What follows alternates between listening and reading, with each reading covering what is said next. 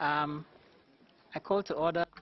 Doy inicio a la reunión 445 del Comité sobre los Derechos de las Personas con Discapacidad. El Comité va a seguir con el tema 7 de la agenda, examen de informes presentado por los Estados parte en virtud del artículo 35 de la Convención sobre los Derechos de Personas con Discapacidad. Hoy el Comité va a examinar el informe inicial de España. Quiero dar una cordial bienvenida a la distinguida delegación encabezada por su excelencia, la señora María Luisa Carcedo, ministro de Salud, Consumo y Bienestar Social, quien les presentará el informe. Como sabrán, el procedimiento del comité para examinar los informes periódicos es el siguiente. Se hacen una serie de preguntas sobre el primer grupo de artículos de la Convención, empezando por los artículos 1 a 10. A continuación, la delegación tiene la oportunidad de responder a esas preguntas, a raíz de lo cual el comité formula preguntas sobre el siguiente grupo de artículos 11 a 20 y cualquier pregunta complementaria. Hasta el final del día, se le da la palabra a la delegación para responder a esas preguntas. En el segundo grupo temático de mañana por la mañana. Tras sus respuestas, los expertos harán el último turno de preguntas sobre los artículos 21 a 33 y cualquier pregunta complementaria. Recuerda la delegación que filmar y hacer fotos del público no está permitido. Les rogamos tengan a bien respetarlo. Señalo la atención de la delegación que deben gestionar muy bien los tiempos. Invito pues a la delegación a presentar respuestas precisas, breves y directas a las preguntas de los expertos, así como indicar cuándo no pueden dar una respuesta. En ese caso, podrán solicitar presentar la información pendiente por escrito en el plazo de 24 horas tras el final del diálogo. Para que sea un diálogo interactivo, el presentar información adicional por escrito debe ser una excepción y no una norma. Señalar también que, de ser necesario, se le puede pedir a la delegación que limite sus respuestas, de ser necesario por falta de tiempo.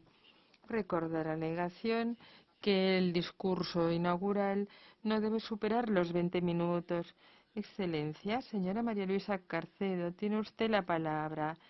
Puede, si lo desea, presentar a los demás miembros de la delegación. Adelante. Muchísimas gracias. Buenas tardes.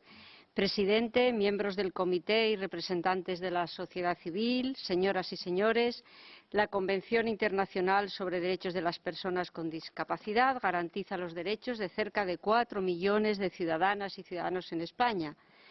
Desde su puesta en marcha en 2008, los poderes públicos españoles estamos obligados a garantizar su protección y a velar por el pleno y efectivo ejercicio de sus derechos. En 2011 fuimos el segundo país en someternos a este comité. Ahora, 8 años después, somos el primer país en hacerlo por segunda vez, demostrando nuestro respeto y compromiso con la Convención. Durante este tiempo, la Dirección General de Políticas de Discapacidad del Ministerio de Sanidad, Consumo y Bienestar Social ha coordinado una serie de reformas y actualizaciones normativas para avanzar en la participación social plena de las personas con discapacidad. En estas reformas han sido iniciadas gracias al impulso de la sociedad civil y en ellas han participado el resto de ministerios del Gobierno. Me acompañan 9 ministerios, representantes de 9 ministerios, el Consejo General del Poder Judicial, la Fiscalía General del Estado, los 17 gobiernos regionales españoles de las denominadas comunidades autónomas, todas ellas instituciones que están hoy aquí presentes. Las comunidades autónomas son las regiones de España con competencias específicas, muchas de ellas en materia de atención a la discapacidad. nuestro ordenamiento jurídico, el músculo de un tejido social bien estructurado y la actitud de una ciudadanía cada vez más sensibilizada fueron las mejores garantías para obtener en el 2013 el premio Franklin Delano Roosevelt, avalado por las Naciones Unidas y considerado el más alto reconocimiento que un país puede recibir por sus políticas en materia de discapacidad. Hoy no dispongo de tiempo suficiente para enumerar aquí todos los avances realizados desde 2011. Emplearé esta intervención para resaltar algunos de los hitos más relevantes desarrollados a raíz de las 21 recomendaciones que este comité nos remitió como país. Me centraré concretamente en 9 acciones. En primer lugar, la reforma de la ley electoral española para que las personas con discapacidad puedan ejercer su derecho al voto. El 6 de diciembre de 2018 se publicó la reforma de la ley electoral que garantiza el derecho de sufragio a todas las personas con discapacidad. Hasta la aprobación de la reforma, en España aproximadamente 100.000 personas con discapacidad tenían restringido su derecho al voto cuando así lo establecía una sentencia judicial. Este comité nos recomendó en 2011 revisar nuestra legislación para acabar con esta discriminación. Tras la reforma, la ley electoral reconoce ahora que toda persona podrá ejercer su derecho de sufragio activo consciente, libre y voluntariamente, cualquiera que sea su forma de comunicarlo y con los medios de apoyo que requiera. Desde la entrada en vigor de esta modificación legal, las personas a las que se les hubiera restringido o anulado el derecho de sufragio por razón de su discapacidad quedan reintegradas plenamente en el mismo. España celebra sus elecciones generales el próximo 28 de abril. La Oficina del Censo Electoral ya ha incluido a todas las personas con discapacidad que estaban privadas del derecho al sufragio por sentencia judicial. Es decir, la reforma ya ha comenzado a desplegar sus plenos efectos. En segundo lugar, la reforma del artículo 49 de la Constitución española. En 2006, el Parlamento español aprobó la Ley de Atención a las Personas en Situación de Dependencia. En su disposición adicional octava, la ley estableció que a partir de su entrada en vigor, las disposiciones normativas elaboradas por las administraciones públicas utilizarán los términos personas con discapacidad para denominarlas. Sin embargo, este Gobierno no se ha conformado con ello. En su artículo 49, la Constitución española, que data de 1978, todavía establece una concepción médico-rehabilitadora de los disminuidos, entre comillas. Esta concepción ha quedado obsoleta. La actualización de este artículo fue una recomendación expresa del Comité en 2011. Por ello, el Consejo de Ministros de España aprobó el pasado 7 de diciembre el anteproyecto de reforma del artículo 49 de la Constitución española para actualizar su contenido. La reforma plantea una modificación integral del precepto, tanto desde el punto de vista del lenguaje como de su estructura y contenido. En primer lugar, sustituye la palabra disminuidos por las de homologada en la Convención personas con discapacidad. En segundo lugar, abandona la concepción médico-rehabilitadora y asistencial por el enfoque convencionalista, basado en el reconocimiento de los derechos y deberes de las personas con discapacidad. Además, incorpora de manera expresa la participación de las organizaciones representativas de las personas con discapacidad como referentes para la consulta y cooperación activa en la adopción de las políticas públicas que les afecten. Por último, en el artículo se reestructura en 4 apartados, cada uno de los cuales refleja una dimensión diferente de la protección de las personas con discapacidad. Finalmente, se hace mención a los derechos que los tratados internacionales reconocen a las personas con discapacidad, entre otros nuestra Convención. En tercer lugar, la aprobación del anteproyecto de ley por la que se reforma la legislación civil y procesal en materia de discapacidad. Actualmente, en nuestra legislación, predomina la sustitución por orden judicial en la toma de decisiones que afectan a las personas con discapacidad. Por ello, en cumplimiento del artículo 12 de la Convención y de las recomendaciones emitidas por este Comité en 2011, el Consejo de Ministros de España informó en primera vuelta de un anteproyecto de ley que implica la reforma del Código Civil, de la Ley de Enjuiciamiento Civil, de la Ley Hipotecaria y del Registro Civil. Este anteproyecto sienta las bases para el cambio de sistema vigente en nuestra legislación, por otro basado en el respeto a la voluntad y preferencias de estas personas que, como regla general, serán las encargadas de tomar sus propias decisiones. La idea central de este nuevo modelo es el apoyo a la persona que pueda tener alguna dificultad en el ejercicio de su capacidad jurídica, lo que tradicionalmente se ha llamado capacidad de obrar. Ello abarca desde el acompañamiento amistoso a la ayuda técnica en la comunicación de declaraciones de voluntad o incluso la toma de decisiones delegadas por la persona con discapacidad. Además, se regulan las instituciones de curatela y del defensor judicial. Se reserva la tutela a los menores de edad que no estén protegidos a través de la patria potestad. La reforma afecta también a otras normas relativas al derecho internacional privado, a los datos relativos a la nacionalidad, al matrimonio o la filiación, así como a algunas reglas de derecho de sucesiones y de contratos.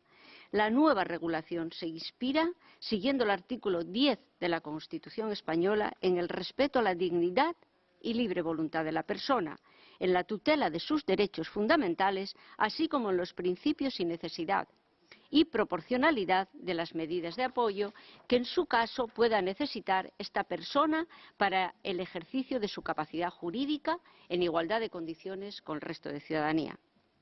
Quisiera resaltar que, aunque la reforma no está concluida, tanto la Fiscalía como la Judicatura están aplicando ya directamente la Convención.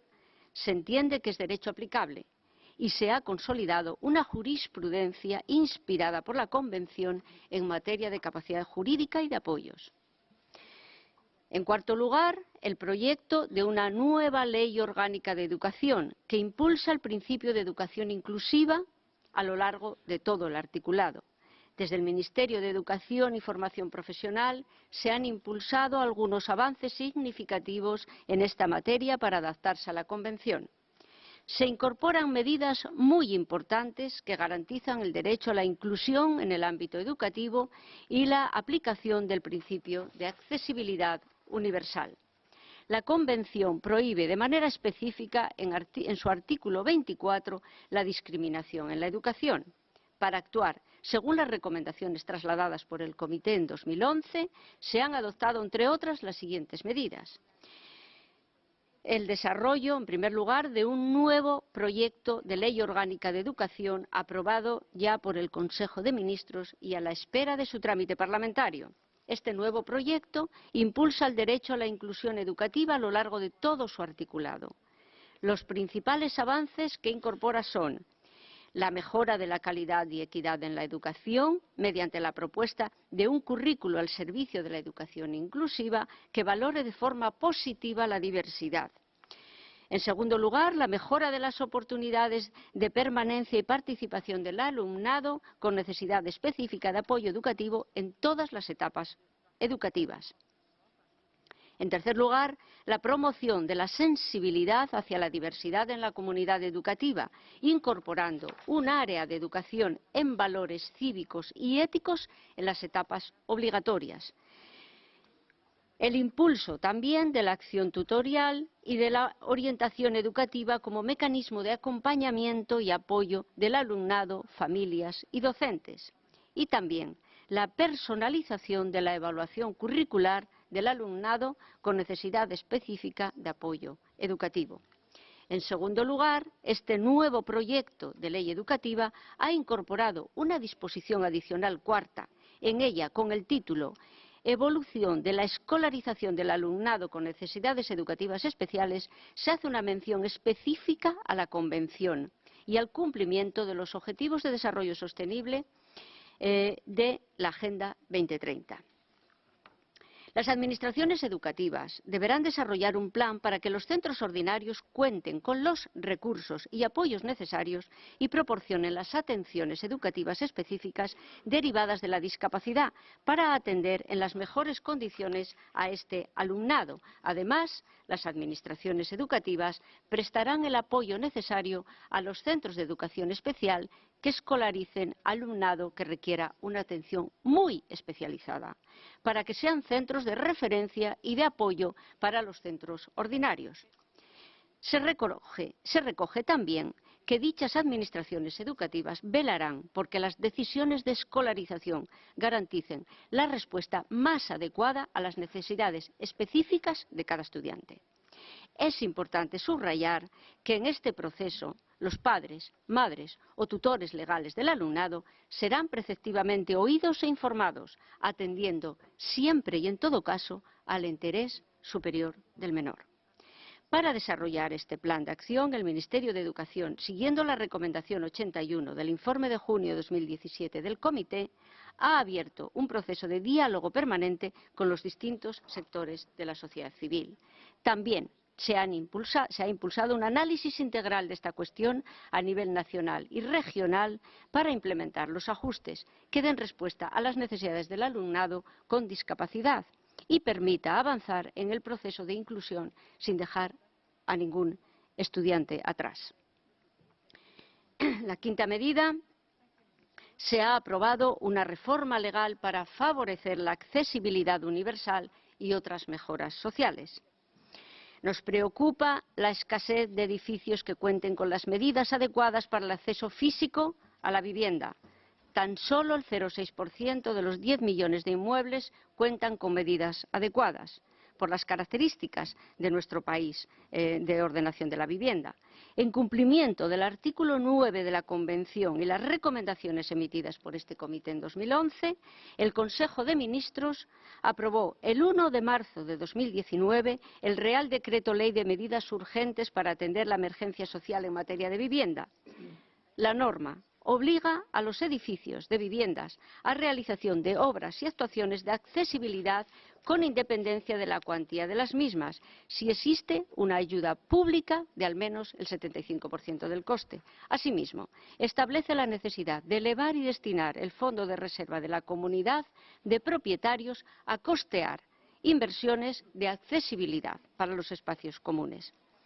Sin salir del ámbito de la accesibilidad y en cumplimiento del artículo 7 de la Convención, el 7 de septiembre de 2018, España aprobó una norma sobre accesibilidad de los sitios web y aplicaciones para dispositivos móviles del sector público. Busca así garantizar los requisitos de accesibilidad de los sitios web y aplicaciones de los organismos del sector público y otros organismos obligados, como la Administración General del Estado, los gobiernos regionales o la Administración de Justicia, entre otros. Por último, en lo referido a la accesibilidad en situaciones de emergencia, España ha actuado según las directrices fijadas por el artículo 11 de la Convención, en consonancia con la recomendación realizada por el Comité en esta materia. El Ministerio de Interior y el Ministerio de Sanidad, Consumo y Bienestar Social están trabajando conjuntamente en colaboración con los gobiernos regionales en el desarrollo de un protocolo y de un sistema de accesibilidad al servicio de emergencias 112. Se trabaja de manera particular en los casos en que la persona afectada se desplaza entre regiones españolas, una situación en la que aún existen y persisten barreras.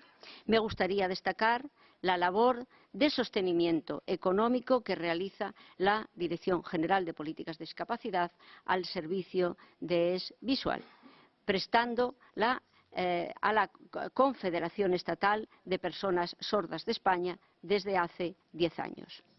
Este servicio, pionero en Europa, da respuesta a las demandas del colectivo de personas sordas en su acceso al teléfono de emergencias 112.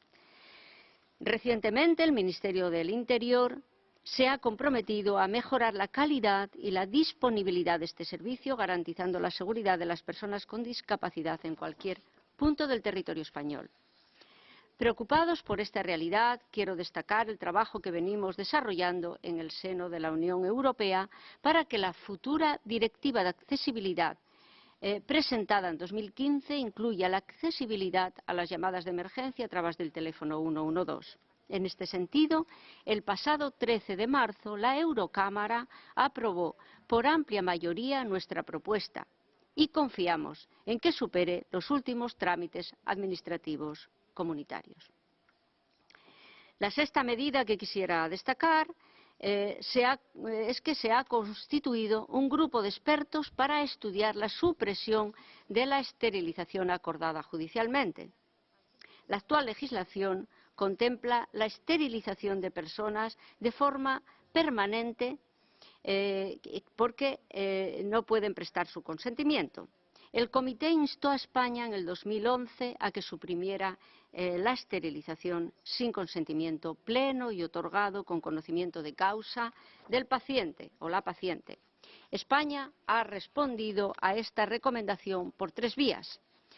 En primer lugar, aprobó en 2015 una modificación del Código Penal donde la esterilización acordada por un juez se circunscribe a supuestos excepcionales en los que se produzca un grave conflicto entre bienes jurídicos protegidos. En segundo lugar, el Gobierno ha constituido una comisión de expertos que ya ha propuesto una serie de medidas que pretenden reforzar las garantías del procedimiento. En tercer lugar, la mencionada reforma de la legislación civil y procesal, que garantizará que las personas con discapacidad puedan tomar libremente sus propias decisiones, contribuirá decisivamente hacia la progresiva eliminación de esta práctica. La séptima acción se refiere a los trabajos prelegislativos de revisión y valoración de la aplicación del internamiento mediante autorización judicial. En 2011, este comité recomendó a España la revisión de sus disposiciones legislativas que autorizan la privación de libertad por motivos de discapacidad, incluidas las discapacidades mentales, psicológicas o intelectuales. Quisiera destacar 2 cosas. Primero, aunque sin duda el precepto afecta a personas sin discapacidad, en España los trastornos psíquicos o la enfermedad mental no constituyen per se una discapacidad.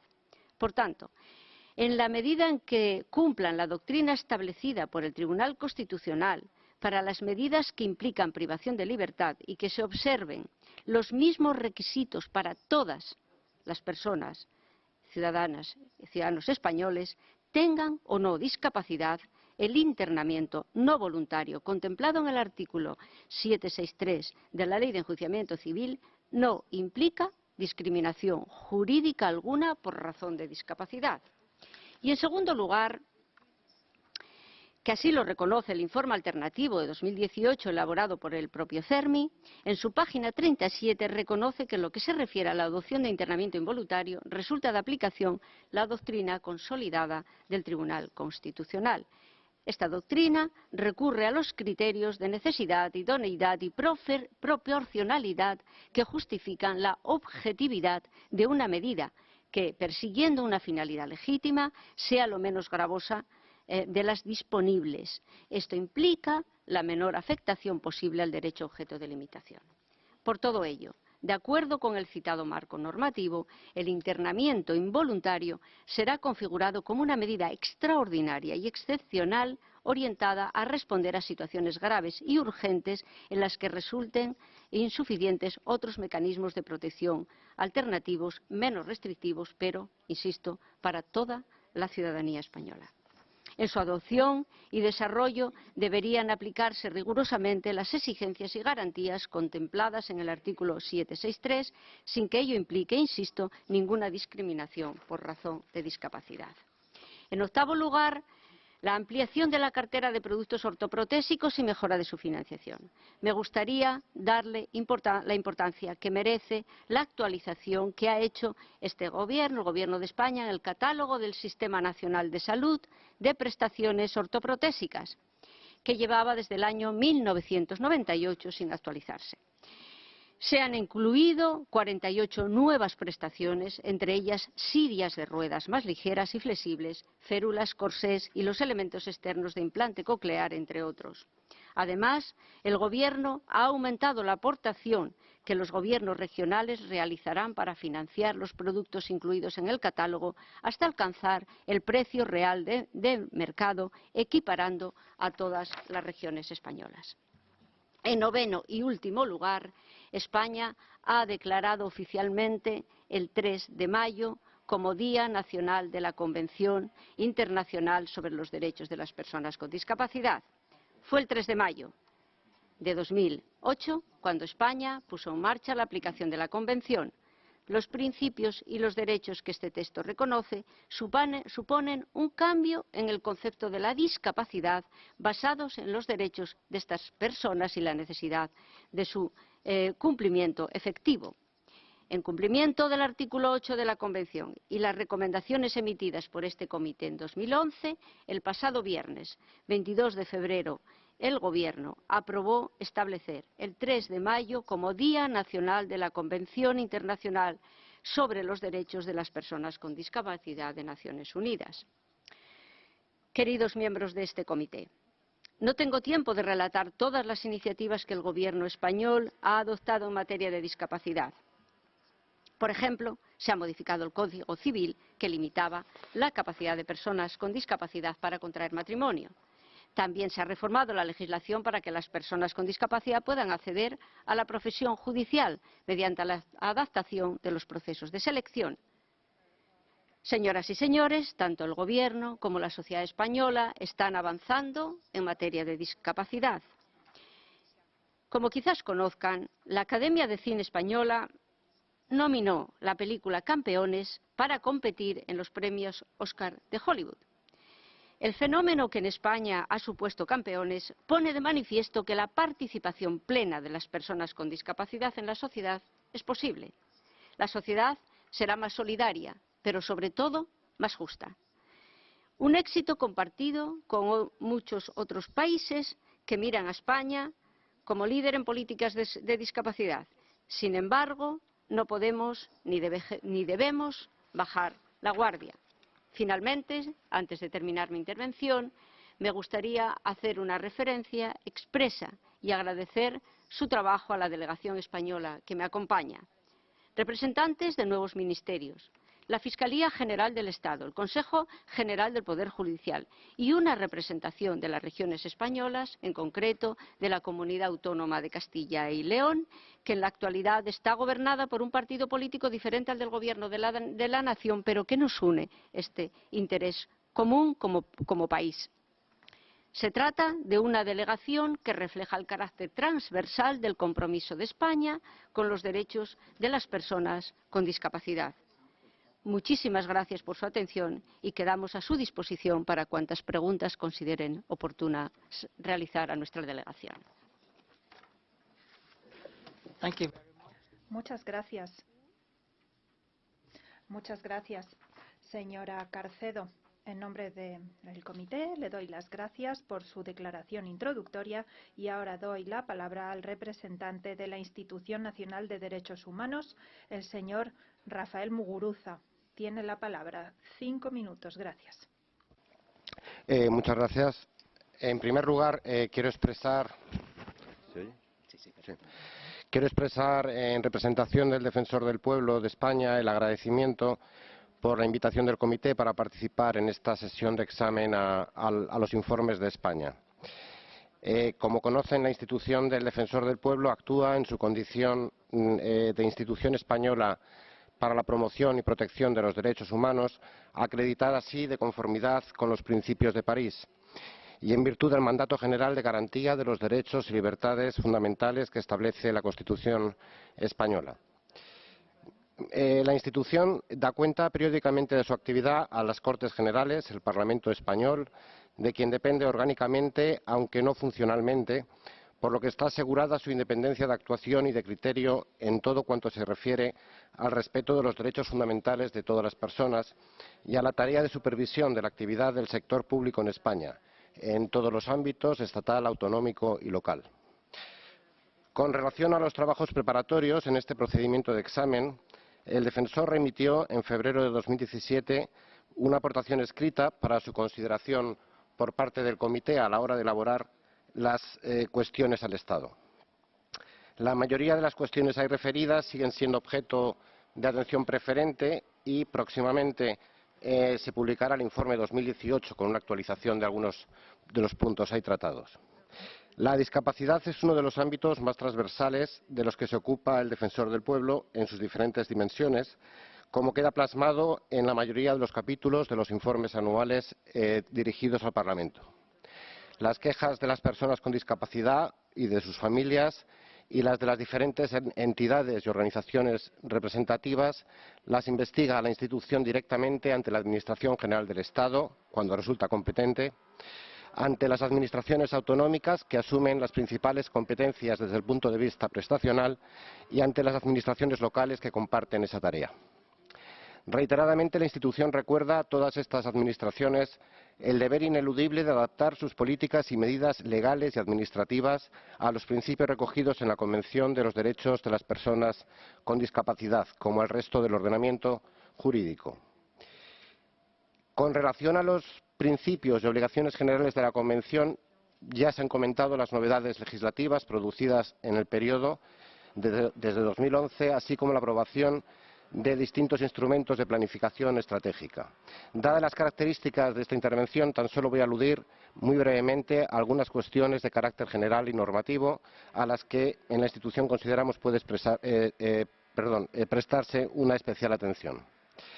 La legislación en materia de modificación de la capacidad de las personas, que ya se ha hecho referencia, para su mejor adaptación a la Convención continúa aún pendiente de aprobación. Sabemos que el Gobierno ha seguido la preparación del anteproyecto, cuyo contenido supone un cambio fundamental de paradigma en la sustitución del régimen de sustitución de las personas con discapacidad al de complementación. Ciertamente, los órganos judiciales han incorporado a su práctica en gran parte los principios de la Convención, pero es importante que, una vez se constituya este año el nuevo Parlamento, esta normativa pueda ser tramitada y finalmente aprobada, incluyendo las modificaciones que el legislador considere oportunas y un adecuado régimen transitorio para las situaciones preexistentes. En su tarea ordinaria de supervisión de los poderes públicos, el Defensor del Pueblo presta una particular atención al acceso efectivo de las personas con discapacidad a los recursos y apoyos que necesitan. La concreción de ese acceso efectivo gira en torno al reconocimiento por el Estado de la condición de discapacidad a través del procedimiento público de valoración individual. Los procedimientos de valoración de la discapacidad, competencia principalmente de las administraciones autonómicas, no son resueltos de una manera puntual por las importantes demoras existentes en determinados casos y están además condicionados por el retraso en actualizar los baremos técnicos aplicables para el conjunto del Estado. A este respecto, la institución viene haciendo seguimiento desde hace tiempo de los trabajos de adaptación a la clasificación internacional del funcionamiento de la discapacidad, que aún no han concluido. Por otro lado, debieran aprovecharse las instituciones y normativas vinculadas para evitar que las personas con discapacidad se vean impelidas a superar procesos repetidos o innecesarios de valoración de sus limitaciones funcionales. Con esto hacemos referencia a los procedimientos propios de valoración que incluye el sistema de autonomía y de atención a la dependencia, las situaciones de incapacidad del ámbito laboral que puedan estar relacionadas y también las valoraciones médicas que puedan determinar el acceso a recursos sociosanitarios, como es el caso de la rehabilitación o los servicios de atención temprana para los niños y niñas con discapacidad. Con las mejoras producidas a lo largo del tiempo, resta por alcanzar unas mayores cotas de sensibilidad hacia la diversidad funcional en las políticas públicas. Periódicamente se hace necesario recordar a una u otra administración la necesidad de facilitar todos los apoyos suficientes de carácter individualizado, siempre bajo el parámetro de ajustes no desproporcionados o irrazonables. Así, por ejemplo, ocurre en el acceso a tratamientos o terapias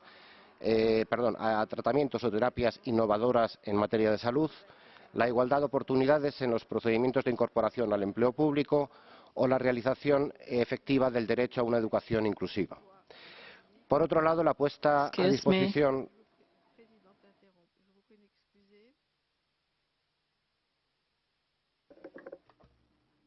Discúlpeme, hemos agotado el tiempo.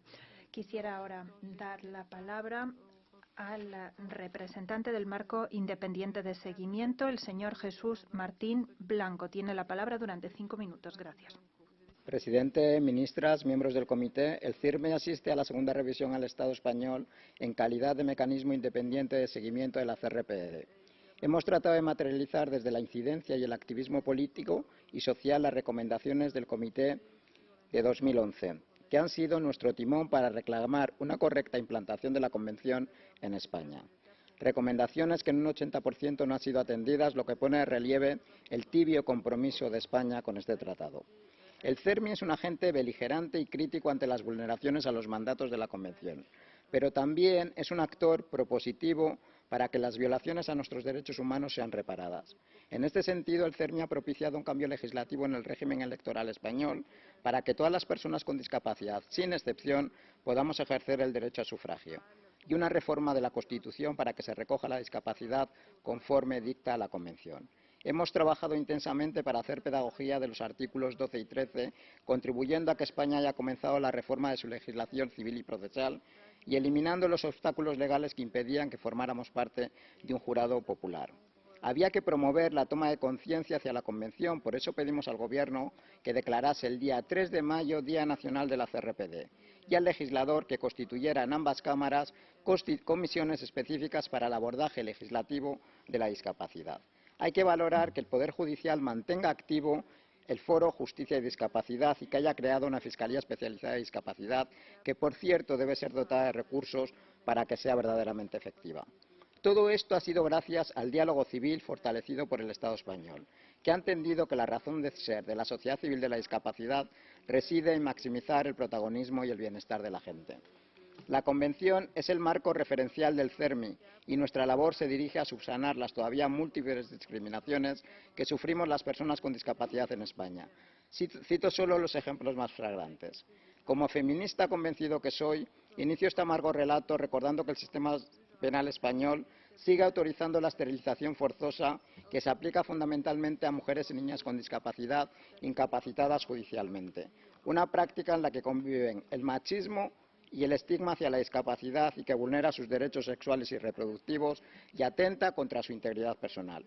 España sigue sin entender que la vida en común y la inclusión son los principios que deben regir las políticas públicas, ya que el artículo 763 de la Ley de Enjuiciamiento Civil mantiene el internamiento no voluntario por razón de trastorno mental, comprometiendo la libertad, la seguridad y la integridad de las personas con discapacidad psicosocial. Tampoco se ha actuado en la legislación penitenciaria, que sigue colisionando con el marco de la CRPD.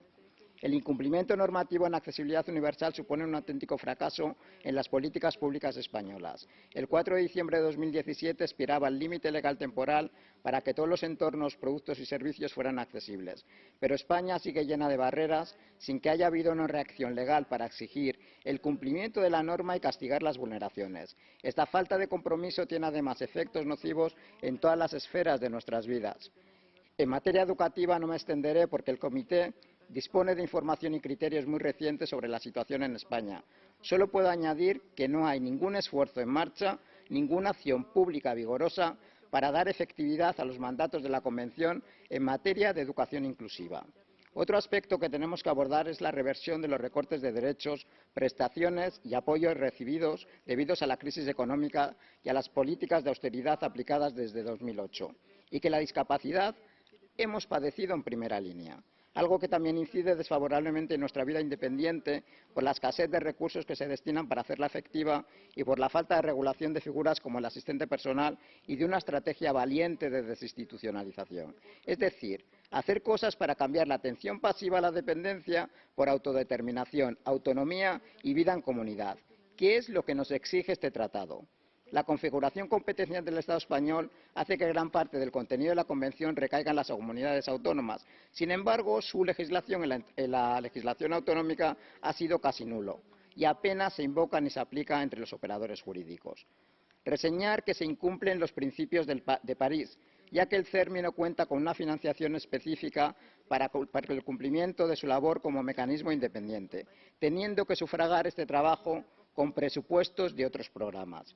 En definitiva, a pesar de los avances relatados, no se puede comprender que una democracia y un país avanzado como aspira a ser España permita que los derechos humanos de las personas con discapacidad sigan siendo una realidad precaria y deficitaria, con grandes y graves carencias y anomalías que nos alejan como Estado de estándares aceptables de inclusión, libertades, bienestar y derechos. Muchas gracias. Muchas gracias. Doy ahora la palabra al co-relator del país para que pronuncie su declaración introductoria, que no deberá exceder 10 minutos. Y el relator de país también dará la palabra a los expertos en relación con los artículos 1 a 10. Por favor, expertos, recuerden que disponen de 3 minutos cada uno. Primero, co-relator. Gracias, presidente. En primer lugar, quisiera extender una cordial bienvenida a toda la delegación del Reino de España a este diálogo constructivo con el Comité sobre los Derechos de Personas con Discapacidad. Distinguida jefa de delegación de España, señora María Luisa Carcedo, Excelencia Embajador Cristóbal González Aller. Es para mí un privilegio y un honor, junto con mi colega la señora Rosmary Caines, también relatora para España, dar la enhorabuena a España por ser el primer Estado parte que ha presentado su segundo y tercer informes periódicos. Seguramente hoy, mañana, les brinde pues la oportunidad, esta ocasión, de dejar patente su función rectora en este campo. También quisiera dar la bienvenida a todas las organizaciones que representan a personas con discapacidad y a todas las personas con discapacidad de España que quizás nos estén viendo en Internet. Doy además las gracias a las organizaciones de personas con discapacidad de España por sus informes alternativos, puesto que ese informe alternativo es considerado por el Comité como muy importante. Y también doy las gracias al representante del mecanismo independiente, así como a la señora Ana Peláez Narváez, exmiembro de este comité. Antes del diálogo quisiera felicitar al Gobierno de España y tomar nota de sus esfuerzos por atender las preocupaciones y recomendaciones del Comité en 2011 y por haber hecho esfuerzos tan significativos para el cumplimiento de los derechos de las personas con discapacidad, por ejemplo, garantizando el derecho al sufragio sin discriminación y ofreciendo la asistencia que contempla la Convención. También quisiera felicitarles por su nueva encuesta sobre su discapacidad y por la creación del Observatorio Estatal de la Discapacidad. Y celebro el Pacto de Estado contra la Violencia de Género, en que se incluye explícitamente a las mujeres con discapacidad. Por otra parte, como relator de país, quisiera manifestar mi preocupación, puesto que determinadas leyes, medidas, no se adecúan al modelo de derechos humanos y contravienen las obligaciones de la Convención. Y a lo que a mí respecta, como relator de país, creo que hay 3 temas que nos preocupan en particular y que se abordarán durante el diálogo. Primero, el Comité, en virtud del artículo 6 del protocolo facultativo a la Convención, ha llevado a cabo una investigación en España. Se publicó el informe correspondiente en 2017, en que se informó sobre graves y sistemáticas violaciones del artículo 24 sobre la educación inclusiva. En ese informe se mencionó que existiría un patrón estructural de exclusión discriminatoria y de segregación educativa por motivos de discapacidad, basándose en un modelo médico, lo cual afecta de manera desproporcionada a las personas con discapacidad psicosocial, intelectual y a las personas con múltiples discapacidades. El Comité quisiera saber qué medidas se ha adoptado para cumplir con las recomendaciones del Comité y transformar la educación ordinaria en una educación inclusiva y velar por que los niños con discapacidad puedan ser educados junto a los demás. Segunda preocupación, legitimación continua de la esterilización forzosa de las mujeres y niñas con discapacidad, lo cual viola sus derechos reproductivos y sexuales, con inclusión de abortos forzosos y también se incluyen en este caso los tratamientos sin su consentimiento libre e informado. Sé que se han enmendado recientemente las leyes a este respecto, pero todavía se mantienen disposiciones discriminatorias. Tercera preocupación, inversión de fondos públicos en la construcción de centros residenciales, lo cual puede incrementar las prácticas de segregación institucionalizada, en lugar de ofrecer servicios accesibles, alojamiento en la comunidad y un empleo en el mercado laboral abierto. Antes de concluir estas declaraciones introductorias en nombre del Comité, quisiera señalar a la atención de la distinguida delegación de España, que es miembro del Consejo de Europa, una cuestión regional seria en lo que respecta a las personas con discapacidad psicosocial.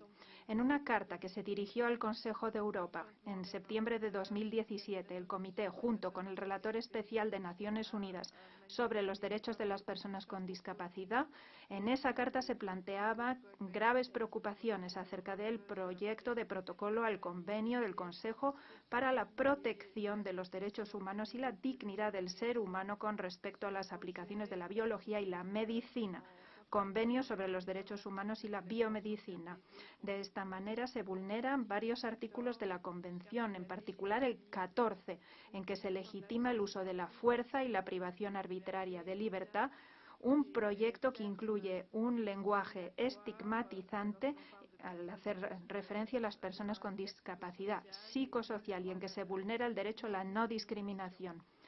Este protocolo adicional ha sido objeto de debate en el Consejo de Europa en su Comité de Bioética, pese a las recomendaciones de este comité, a las preocupaciones formuladas por el relator especial y pese a que se presentó un llamamiento para que se retirara ante el Comisionado de Derechos Humanos y la Asamblea Parlamentaria del Consejo. En nombre del comité quisiera solicitar a la delegación que responda a este respecto y que nos informe sobre las intenciones del Estado parte. Quisiéramos saber si se oponen a la adhesión de este protocolo que será aprobado por el Consejo de Europa, una organización de las que son miembros. Muchas gracias y espero el diálogo hoy y mañana. El presidente, muchas gracias, señor relator, y quisiera yo también saludar a la señora Ana Peláez. Ahora quisiera dar la palabra al experto Robert Martin. Adelante, señor.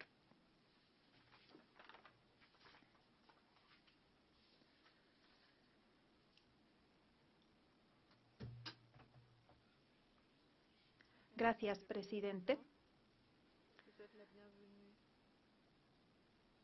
Doy la bienvenida a la delegación de España.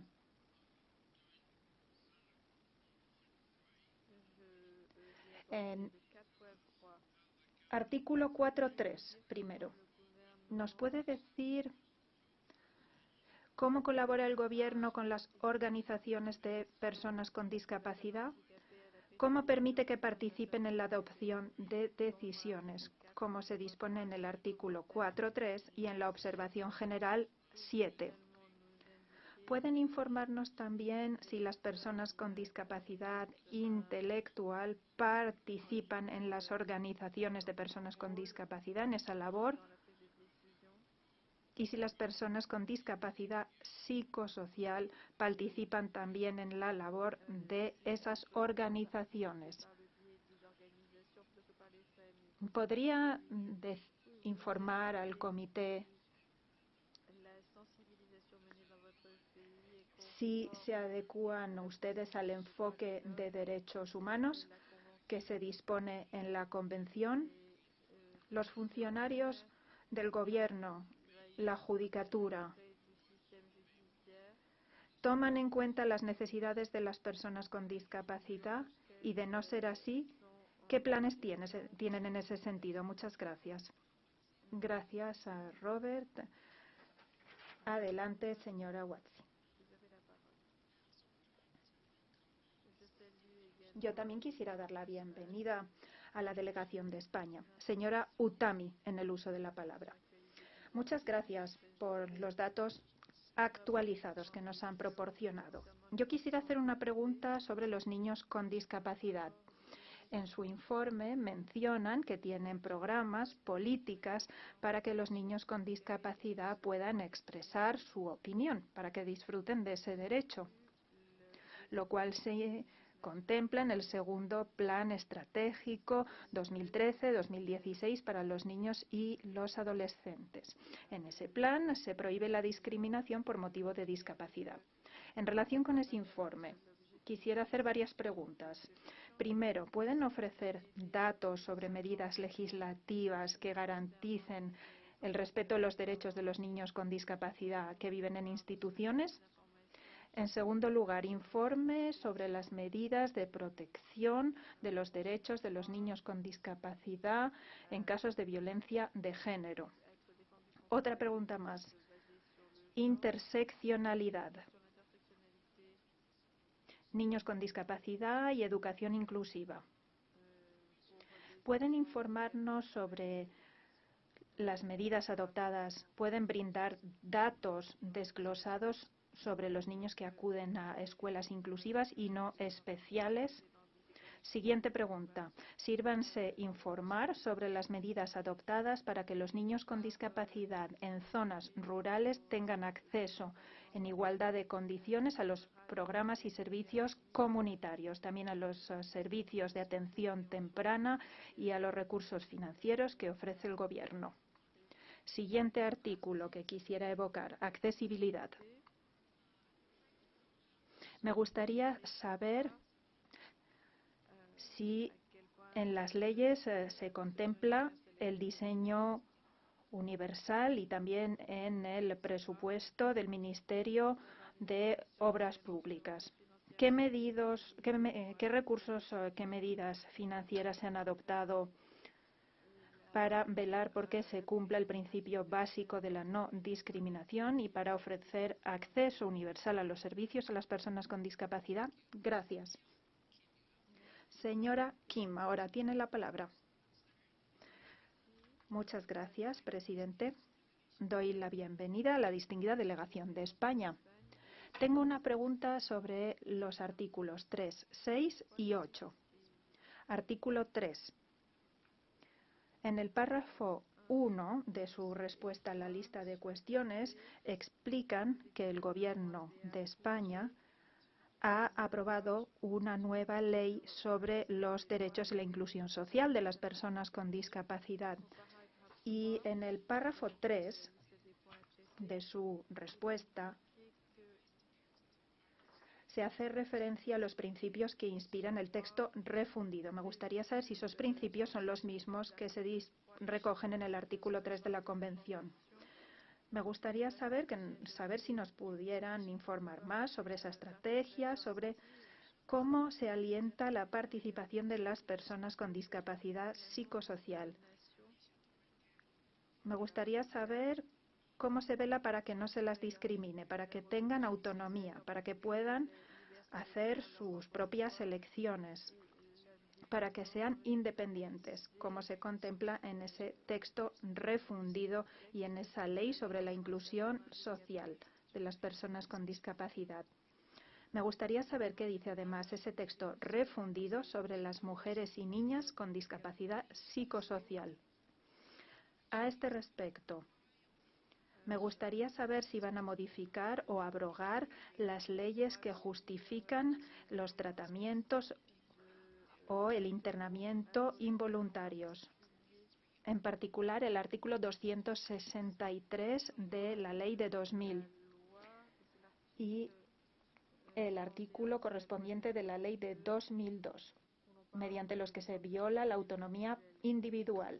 Después, artículo 6 de la Convención. ¿Qué medidas ha adoptado el Gobierno de España para incorporar la perspectiva de género en las políticas sobre discapacidad? Informen, por favor, sobre el Real Decreto número 1 de 2003, el que mencionan en el párrafo 22 de su lista de cuestiones, de la respuesta a la lista de cuestiones, en que se explica que las niñas y mujeres con discapacidad son víctimas de violencia de género. ¿Nos pueden informar a ese respecto? Después, artículo 8. ¿Qué medidas han adoptado para incorporar el punto de vista de las personas con discapacidad y las personas con discapacidad psicosocial en todas las políticas? Informen sobre el sistema de seguimiento. Y, por favor, informen asimismo sobre las sanciones impuestas en los casos de estigmatización que sufren las personas con discapacidad psicosocial en los medios de comunicación. El presidente, muchas gracias. Señor Chaker, tiene la palabra.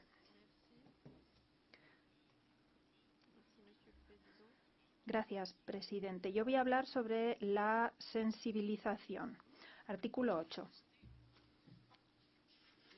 Me gustaría saber si el Estado vela por sensibilizar a la sociedad en los medios de comunicación y a las personas con discapacidad sobre los derechos de esas personas, de las personas con discapacidad.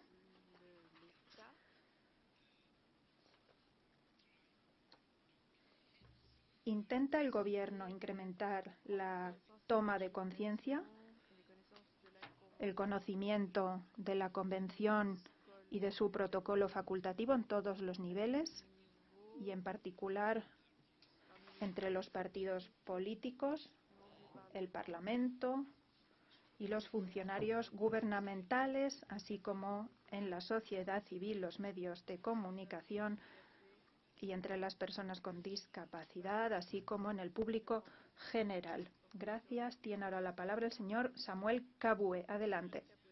Welcome. Gracias y bienvenida a la delegación de España. En el párrafo 2 de su respuesta a la cuestión nos indican que ese examen que se llevó a cabo en cuanto a las leyes y políticas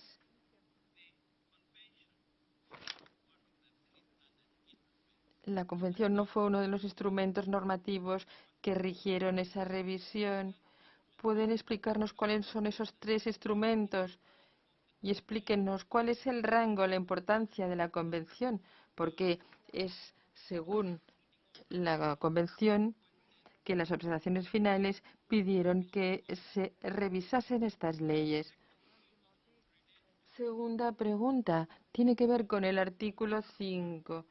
Según lo que hemos escuchado esta tarde, la discriminación por motivo de discapacidad sigue prevaleciendo en el Estado. No obstante, el Estado quiere atender esta inquietud. ¿Qué mecanismos tienen para las personas cuyos derechos son violados? ¿Qué mecanismos tienen para presentar denuncia? ¿Y están al tanto las personas con discapacidad y sus organizaciones de este mecanismo o estos mecanismos y hasta qué punto? Otra pregunta, accesibilidad. Es encomiable que el siguiente plan de acción sobre accesibilidad, el próximo, la preparación, esté coordinada por la Organización Española de Invidentes. ¿Pueden explicarnos con qué recursos cuentan esa organización para coordinar esta labor? Y precisamente, ¿qué se entiende por coordinación en este sentido? Gracias. Gracias. Tiene ahora la palabra el señor Laszlo Lobaski. Gracias, presidente. Sumarme también a mis queridos colegas, dando la bienvenida a la distinguida delegación de España. También celebro la presencia de las ONGs españolas. Corroborar lo que ha dicho el relator especial. Quisiera me expliquen cómo el Estado parte del Reino de España aplica las disposiciones de ajuste razonable en el empleo, sobre todo a nivel nacional y sobre todo a niveles locales y en diversas regiones y comunidades, según la Convención. En cuanto a los accidentes discapacitantes, ¿qué procedimientos de salvaguardias hay para las personas afectadas a fin de que se evalúe su situación en el marco del ajuste razonable en vez de que se les declare no aptos para seguir con su empleo?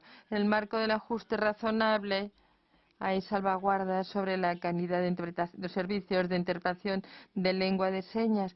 ¿Qué medidas se adoptaron para mejorar la calidad de esta interpretación de lengua de señas en el país? En cuanto al artículo 7, me interesan los logros en cuanto a las familias de acogida.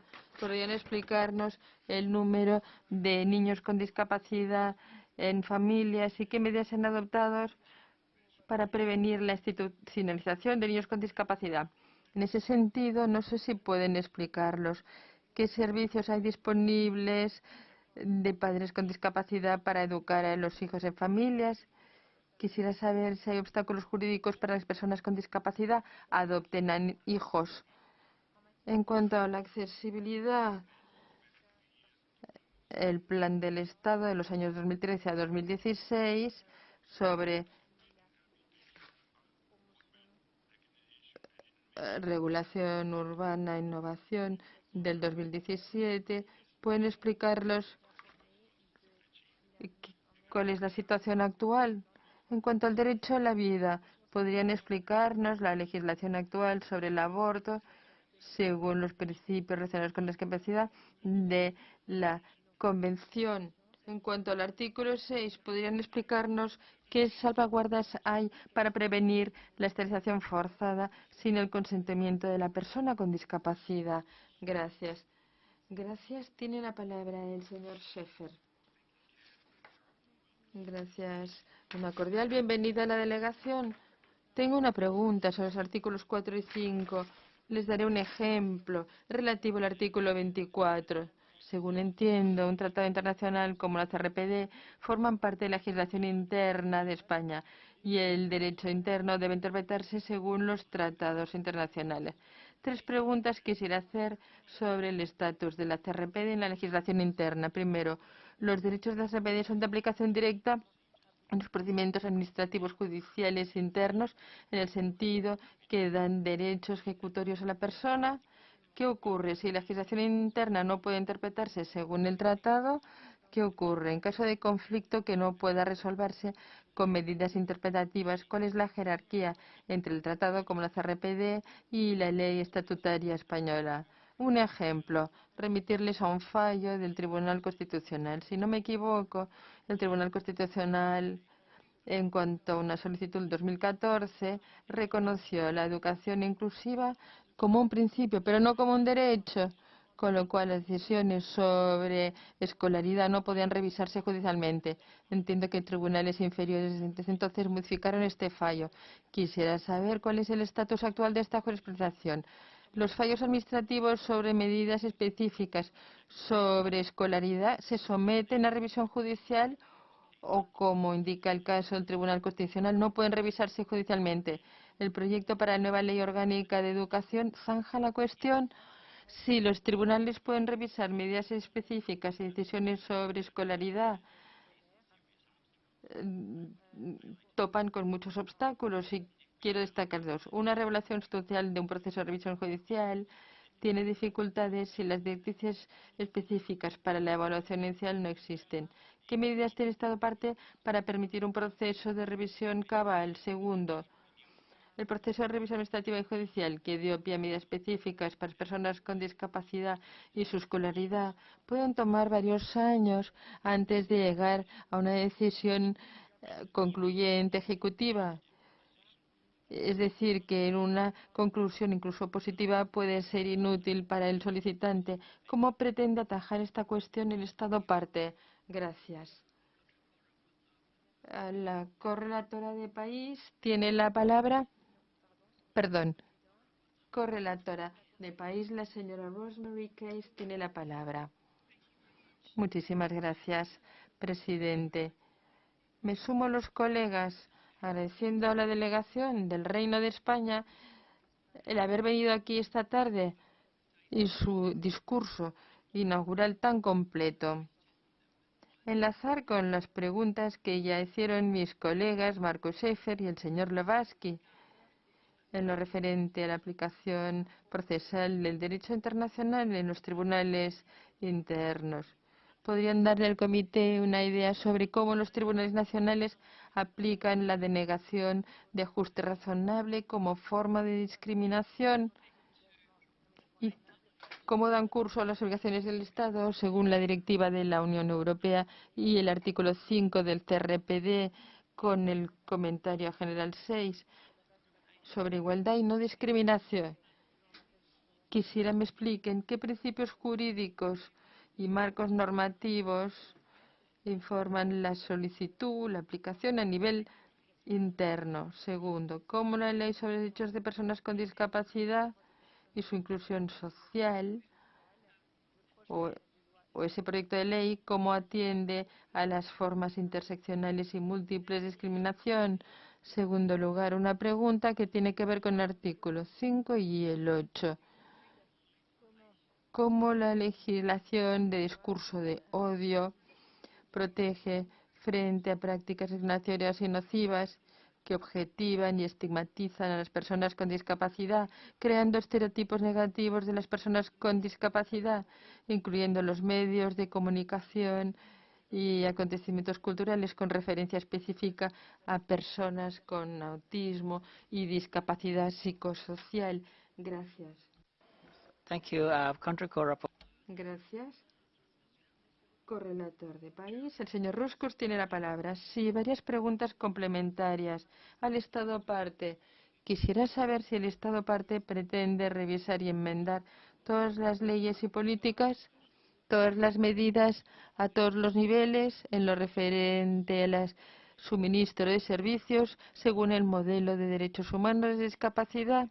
Quisiera saber si el Estado parte pretende abolir cualquier distinción por ley del periodo en que puede interrumpirse un embarazo en base a la afectación al feto, como ya preguntó el señor Lovaski, pero también todas las disposiciones de eutanasia, en base a la discapacidad.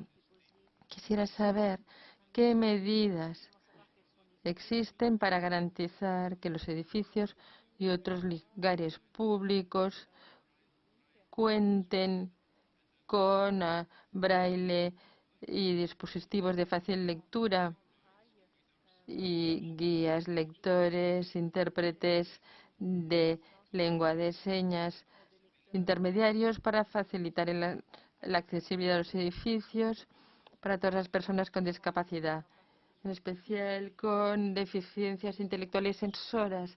También me preocupa algo. Se le ha explicado al comité o ha escuchado alegaciones de violencia contra las mujeres con discapacidad psicosocial en Estado parte por parte de las parejas, a veces con resultado de muerte. También se nos ha hablado de fallecimiento de personas con discapacidad psicosocial debido a restricción involuntaria y tratamiento médico involuntario en hospitales psiquiátricos. Quisiera saber si el Estado parte pretende aplicar políticas jurídicas eficaces, medidas prácticas para atajar la violencia de género contra mujeres con discapacidad psicosocial, para investigar y dar reparación por violaciones de sus derechos humanos y procesar a los responsables. Gracias. Muchísimas gracias. Creo que han sido tantas las preguntas que convendría hacer una pausa de unos 15 minutos. Tiene la palabra señora Gabrieli, pero solo un minuto. Muchísimas gracias. Distinguida delegación de España, agradecemos también la presencia de las ONGs y de la señora Ana Peláez. Agradecer asimismo al señor Ruscus por su informe. Me interesa saber cuáles son los mecanismos para reducir la carga financiera de algunos grupos, en especial grupos vulnerables, en lo referente al artículo 6. Según el informe, se han dado subsidios a empresas para cumplir con esos cupos establecidos que fijan el porcentaje de mujeres con discapacidad. En cuanto al artículo 9, el informe se refiere al programa de trabajo para el segundo Plan Nacional de Accesibilidad, previsto para 9 años. Me gustaría que la delegación de España me explique cuáles fueron los logros del primer Plan Nacional de Accesibilidad y que nos expliquen si se han logrado los objetivos y cuál es la vía de aprendizaje de cara a ese segundo Plan Nacional de Accesibilidad. Gracias. Hagamos ahora una pausa de unos 15 minutos para que puedan organizar sus respuestas, para que podamos reanudar la reunión a las 4:30. Se suspende de momento la reunión.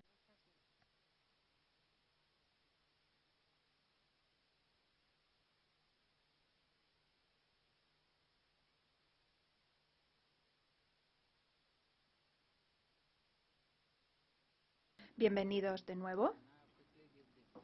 Rápidamente devuelvo la palabra a la jefa de delegación. Quizás los demás miembros de la delegación puedan presentarse antes de responder a la pregunta que les corresponda. Tienen la palabra. Muchísimas gracias por el turno de respuestas. En primer lugar, quisiera agradecer a los intervinientes las preguntas que nos han formulado, sobre todo teniendo en cuenta que por el nivel de detalle que contenían sus preguntas, da imagen del grado de estudio concienzudo de los informes que como país hemos remitido. Por tanto, agradecerles muchísimo el interés que se han tomado sobre el grado de cumplimiento de la Convención en España. Iré dando la palabra a los distintos representantes de los ministerios y de los organismos administrativos en España para que den una información más precisa acerca de las preguntas que nos han formulado.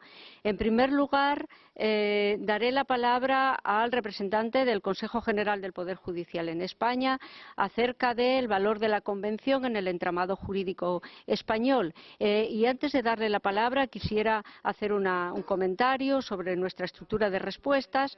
Ha habido preguntas que se extienden a artículos que van más allá del 1 al 10, que teóricamente corresponderían a esta jornada. Las dejaremos al final, las referentes a educación y a empleo, y si nos da tiempo, les daremos una pincelada sin excluir a que en el día de mañana se pueda profundizar en ellas. Por tanto, tiene la palabra el representante del Consejo General del Poder Judicial. Ministra, buenas tardes. Soy Juan Manuel Fernández Martínez. Tratando de contestar, siquiera sea brevemente, unas pinceladas a las cuestiones que se nos han planteado, quisiera comenzar por señalar que, sin duda, y desde una óptica, desde un punto de vista internacional, no meramente doméstico o nacional, todos los juristas, constitucionalistas, estamos de acuerdo en considerar que el gran valor de la Convención ha sido el traer todo cuanto atañe a la discapacidad al ámbito de los derechos humanos, lo cual tiene una importancia enorme, no solamente desde un punto de vista teórico, sino también práctico. Por lo que se refiere a la legislación española, y partiendo de esta primera puntualización, he de señalar que tanto conforme a la legislación constitucional, conforme al propio tenor de la Constitución, como a la Ley Ordinaria de Desarrollo, los tratados internacionales, una vez que han sido firmados por España, pasan a formar parte de su ordenamiento interno, por lo que tienen el mismo valor que tiene la legislación nacional. Desde esta misma perspectiva, es también muy importante señalar que, conforme a nuestro texto constitucional, el artículo 10 en concreto de la Carta Magna, todo cuanto atañe a los derechos humanos ha de ser interpretado conforme a las disposiciones que emanan de tratados internacionales y a la jurisprudencia que establecen los tribunales internacionales al tratar esta materia. Por lo tanto, como pueden ustedes ver, la protección legislativa, normativa, que se otorga en España a la Convención es la máxima posible. Esto significa, a partir de ahí hay leyes de desarrollo de estos derechos, al igual que ocurre con los diferentes derechos que se establecen en la legislación nacional. En este desarrollo normativo y en la aplicación que se hace de estas normas pueden surgir controversias. Hay ocasiones en las que la legislación de desarrollo no es conforme con la normativa constitucional y esto permite que esta legislación pueda ser recurrida ante el Tribunal Constitucional y hay ocasiones en las que los fallos de los tribunales o las resoluciones de la Administración puedan ser también llevadas ante los tribunales para obtener una petición. Me gustaría, pero bueno, si se acaba el tiempo, porque algunos de los ilustres miembros de la Comisión han planteado una cuestión en relación a la educación inclusiva, poder desarrollarla con algún detalle. Pero en cuanto al valor de la Convención, estas son las ideas principales que quería transmitirles a ustedes. Sí. Muchísimas gracias. Las preguntas relativas al artículo 5 de Igualdad y no discriminación intervendrán 3 miembros de la delegación española. En primer lugar, la representante del Ministerio de la Presidencia, Igualdad y Relaciones con las Cortes. En segundo lugar, del Ministerio de Justicia. Y en tercer lugar, una representante de la OADIS, es la Comisión Específica de Recepción de denuncias por no respetar la legislación en materia de desigualdad. Tiene la palabra, en primer lugar, la representante del Ministerio de la Presidencia. Hola, soy Raquel Sanchidrián. Quería destacar que con fecha 7 de julio de 2018 se creó en el seno de la Secretaría de Estado de Igualdad la Dirección General de Igualdad de Trato y Diversidad. Esta Dirección General tiene encomendadas, entre otras muchas, las funciones de aplicación transversal del principio de igualdad de trato y no discriminación, la realización de informes, estudios, análisis y valoración de estadísticas, así como su difusión e intercambio, el diseño, la programación y la coordinación de actuaciones y medidas destinadas a la promoción de la igualdad de trato y no discriminación, y la formulación de iniciativas y actividades de sensibilización social, información, formación, participación y cuantas otras sean necesarias. Una medida destacada, una actuación de la Dirección General destacada es el impulso en el Congreso de los Diputados de una proposición de ley de igualdad de trato y no discriminación, cuyo objetivo es garantizar la igualdad de trato, el respeto a la diversidad y acabar con todo tipo de discriminación. Esta iniciativa, tras una intensa labor de negociación de todas las fuerzas parlamentarias, ha llegado a fase de ponencia y ha incorporado los elementos esenciales del moderno derecho antidiscriminatorio, entre ellos la creación de un organismo independiente para la defensa del derecho a la igualdad de trato y no discriminación, mecanismos específicos de protección, asistencia y reparación de los derechos de las víctimas y la ampliación de la legitimación para la defensa de estos derechos. Sí, Ministerio de Justicia. Sí, soy Jacobo Fernández Álvarez. En lo que a mí respecta, hablaré de la participación en el procedimiento legislativo y de adopción de normas en España por parte de la sociedad civil. En primer lugar, en España, en el año 2015, se aprobó una reforma de las leyes de procedimiento administrativo que incluían un capítulo especial para el procedimiento de elaboración de normas. Estas reformas fueron de un amplio calado y de importancia a la hora de canalizar la participación y las opiniones de la sociedad civil a este respecto. En primer lugar, prevé la existencia de un plan anual normativo por el cual el propio Gobierno anuncia las medidas normativas que durante ese ejercicio intentará impulsar con carácter prelegislativo. Ese plan anual se publica y es oficial en la página del Ministerio de la Presidencia. Asimismo, al año posterior se realiza una evaluación de los compromisos adquiridos en el impulso de dicha normativa. A continuación, y uno de los más importantes aspectos, es en un siguiente apartado, el artículo 133, en el que se canaliza la participación de los ciudadanos en los procedimientos de elaboración de normas. La novedad que se incorpora al ámbito español es la existencia de una consulta pública previa, es decir, antes de la realización del texto, de la elaboración del borrador, se pregunta a la sociedad civil sobre unas posibles líneas de reformas o sobre un planteamiento o polémica que existe en el seno de la sociedad. De lo que se recibe, posteriormente el legislador debería tomar la opción más acorde a lo que ha expuesto la propia sociedad civil. Lo que dice es que se expondrán en esa consulta los problemas que se pretenden solucionar, la necesidad y oportunidad de su aprobación, los objetivos de la norma y las posibles soluciones alternativas regulatorias y no regulatorias. Por último, algo que ya existía, que es el denominado Impact Assessment, la memoria de análisis de impacto normativo. La norma obliga a los distintos departamentos ministeriales a incluir toda una tabla y una valoración de las observaciones recibidas por parte de la sociedad civil y, como ejemplo, en el caso del texto que le tocó impulsar a Justicia de reforma de la capacidad jurídica a las personas con discapacidad, tras la información pública y cuando finalice la tramitación, que ya ha llegado al ámbito del Consejo de Estado, se harán públicas toda la valoración de las decenas y decenas de aportaciones de las entidades y de los particulares del ámbito de la sociedad civil.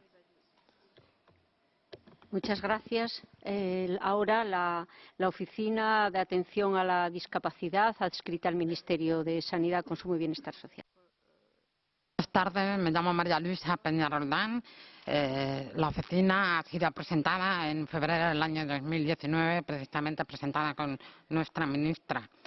¿Qué es la oficina? La oficina es un órgano del Consejo Nacional de Discapacidad que está formado por la mayoría de los ministerios y el mismo número de movimientos asociativos de personas con discapacidad.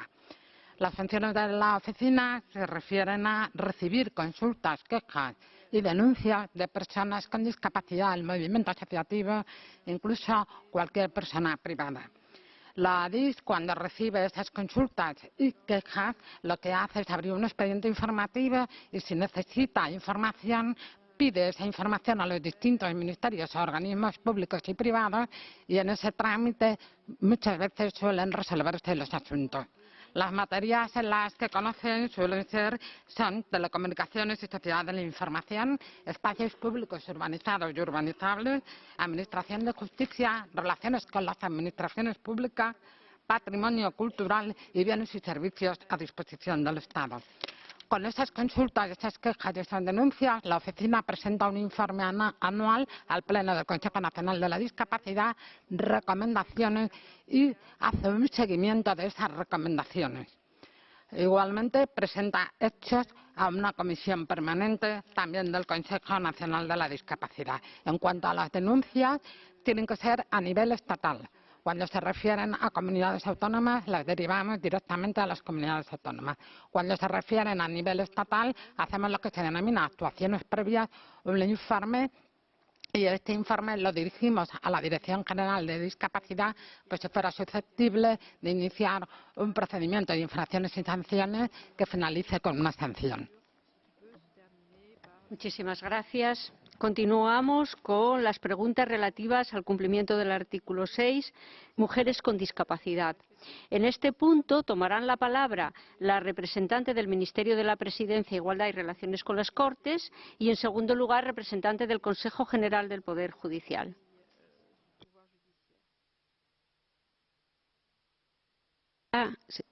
¿Se me oye? Sí. En esta materia es destacable que en 2017 tuvo lugar la aprobación sin ningún voto en contra del Pacto de Estado contra la Violencia de Género. Este pacto fue fruto de un triple consenso político, puesto que todas las fuerzas políticas participaron en él y, como digo, sin ningún voto en contra; territorial, puesto que se negoció con las comunidades autónomas; y también social. El CERMI participó en la elaboración también de este acuerdo. Este pacto se compone de un amplio conjunto de medidas que constituyen la hoja de ruta a seguir en el periodo 2018-2022, implicando un compromiso económico adicional de 1.000 millones de euros. existe un bloque importante de medidas referidas a las mujeres y niñas con discapacidad, que voy a resumir brevemente en una serie de ejes. Existe un eje dedicado a sensibilización y prevención, que llama a tener en cuenta en la realización de campañas y en la elaboración de materiales los distintos tipos de discapacidad y la especial incidencia de la violencia de género sobre la misma. Existe un eje que pivota sobre la necesidad de que la asistencia, la ayuda y la protección a las víctimas sea accesible a las mujeres y niñas con discapacidad. Este eje es muy amplio, no me voy a extender, pero incluye, por ejemplo, implementar la asistencia personal suficiente cuando proceda, la accesibilidad de los teléfonos públicos, mediadores, la formación de los profesionales que intervienen. Otro eje importante es el seguimiento estadístico. Existe el compromiso de incluir, entre otros indicadores de todos los estudios que se realicen, la variable discapacidad. En materia de recomendaciones a comunidades autónomas, entidades locales y otras instituciones, se llama a mejorar, en colaboración con todas ellas, la progresiva adaptación de los recursos de apoyo y atención. Y en relación con la visualización y atención de otras formas de violencia con las mujeres, se llama a elaborar campañas y materiales informativos contra la violencia sexual y teniendo en cuenta las diferentes realidades de las mujeres: edad, procedencia, su situación de discapacidad concreta. Respecto de los hijos, hay que señalar que los hijos son beneficiarios de la Ley Orgánica de Protección Integral contra la Violencia de Género y, por tanto, pueden acceder al Estatuto Integral de Protección que contempla la ley. Además, existen ayudas que se proporcionan por aplicación de la Ley Orgánica, cuyo importe es superior si existen hijos con discapacidad. Y, por último, haré referencia a una reforma muy reciente que ha ampliado la protección por orfandad para los hijos e hijas de víctimas de violencia de género.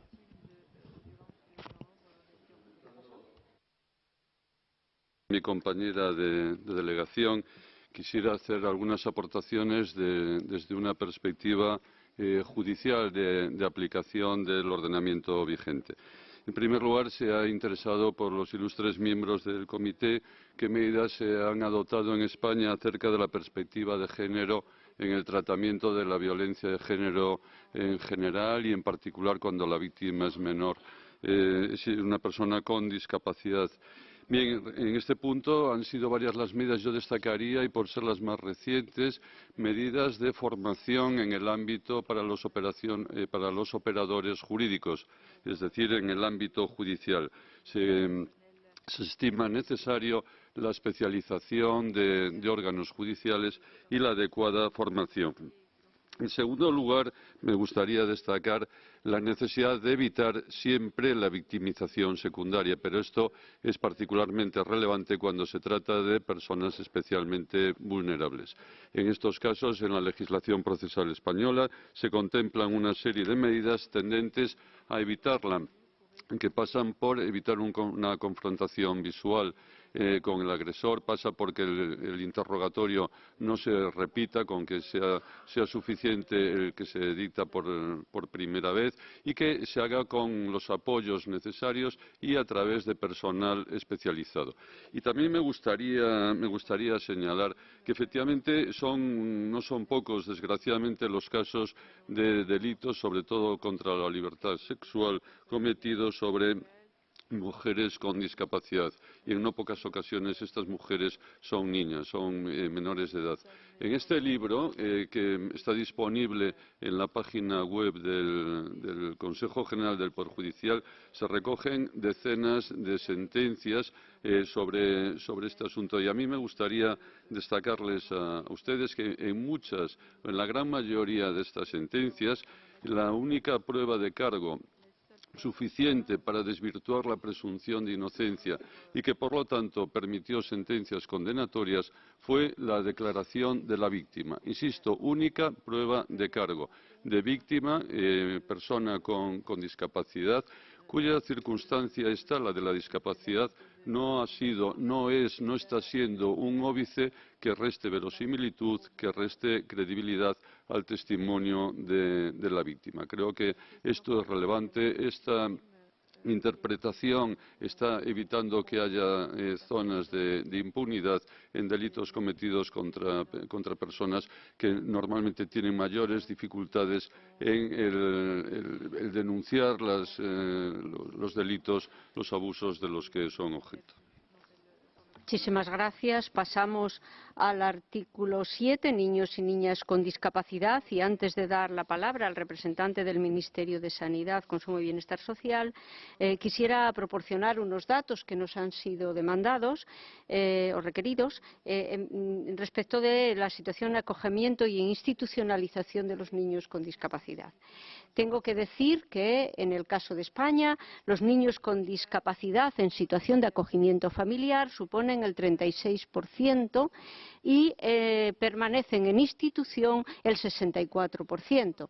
Si comparamos con los niños sin discapacidad, hay que decir que en acogimiento familiar en España están en estos momentos el 48% de los niños sin discapacidad y en institucionalizados en institución pública el 52%, un poco más de institucionalidad en el caso de discapacidad, pero no mucha diferencia.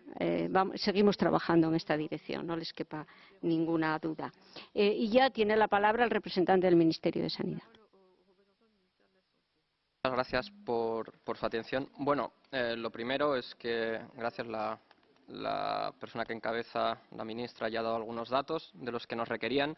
Y es verdad, querría reconocer expresamente que la situación, en este caso, de los niños con discapacidad es ligeramente peor que la de los niños sin discapacidad y, como tal, como falla de esta situación, bueno, pues intentaremos trabajar para que esto deje de ser así y para que la discapacidad no sea un motivo de que las familias acojan en menor medida a estos niños. En segundo lugar, querría decir que este año, en 2018, se ha aprobado un estudio financiado por la Dirección General de las Personas con Discapacidad sobre niños, en particular. Un informe que además tiene en particular en cuenta la situación de los niños en entornos rurales, ¿vale? Y por último, quisiera terminar mi intervención haciendo alusión a que los niños son un motivo de preocupación singular de este Gobierno. De hecho, el 28 de diciembre se aprobó un anteproyecto de ley orgánica para la protección integral de los niños y las niñas y de la adolescencia. Un anteproyecto que contempla de forma singularizada al colectivo de las personas con discapacidad como objeto preferente de la ley. Muchas gracias, señora ministra. Era Borja Barragué, representante del Ministerio de Sanidad. Muchísimas gracias. Pasamos al artículo 8, toma de conciencia de la sociedad, de los Estados parte. Tiene la palabra el representante del Ministerio de Sanidad, Consumo y Bienestar Social, que es el director general de Políticas de Discapacidad. Sí, muchas gracias, ministra. Soy Jesús Celada, el director general de Políticas de Discapacidad del Ministerio de Sanidad, Servicios Sociales e Igualdad. Respecto a la concienciación de la población española, que se ha hecho mención en el turno de preguntas, quisiera repetir lo que ha comentado la ministra en su discurso de introducción, y era que precisamente hace unas pocas semanas aprobamos en España el Día Nacional de la Convención de los Derechos de las Personas con Discapacidad, que precisamente es la fecha del 3 de mayo. Fue el 3 de mayo del 2018 cuando España la ratificó y nos parecía importante trasladar a la ciudadanía española la importancia de la Convención y sensibilizar de esta manera a través de la conmemoración de esta fecha.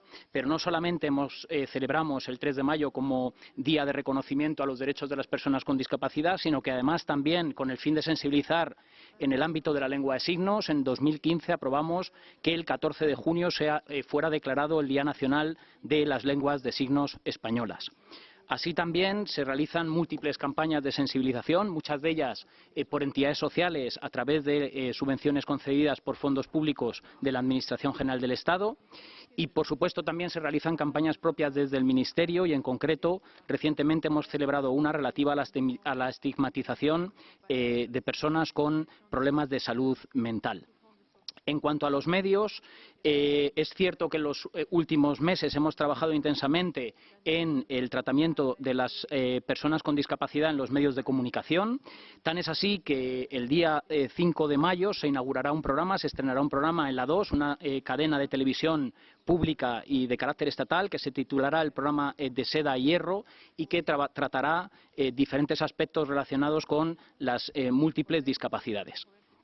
También en un organismo dependiente del Ministerio, que es el Real Patronato sobre Discapacidad, nos hemos centrado en la atención en los medios de comunicación de las personas con discapacidad y concretamente en la manera de referirse a este importante colectivo. Así, este año hemos realizado un estudio que concluye con una serie de aspectos relativos a la manera en la que los medios de comunicación tienen que dirigirse a las personas con discapacidad que presentaremos en los meses de verano. Pero no solo acaba aquí la labor de sensibilización y de concienciación, sino que también el Instituto Nacional de Administraciones Públicas, la Fundación ONCE y el CERMI se firmaron un acuerdo para la formación de empleados públicos y tanto para la formación de empleados públicos, tanto los que se incorporan como los que ya trabajan para las administraciones españolas, en la manera de referirse, de tratar y de trabajar con personas con discapacidad. Los destinatarios de estos cursos son tanto los cuerpos y fuerzas de seguridad del Estado, son también los miembros que pertenecen a la Judicatura y a la Magistratura, pues el Consejo General del Poder Judicial y la Fiscalía también son responsables de la formación de estos empleados. Muchísimas gracias. Si me permiten, antes de pasar a analizar la accesibilidad, porque afecta a estos primeros artículos de la Convención, quisiera dar la palabra a los representantes del Ministerio del Interior y también de Justicia para que nos informen o para que den cuenta de los mecanismos de denuncia, porque fueron preguntas explícitas realizadas por algunos de los intervinientes, y también de los delitos de odio. Ambos ministerios, Justicia e Interior, tienen la palabra.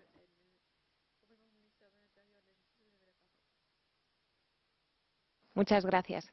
Irene Fuentetaja. En relación a los delitos de odio, yo querría hacer una breve referencia a las modificaciones legislativas que tuvieron lugar en 2015.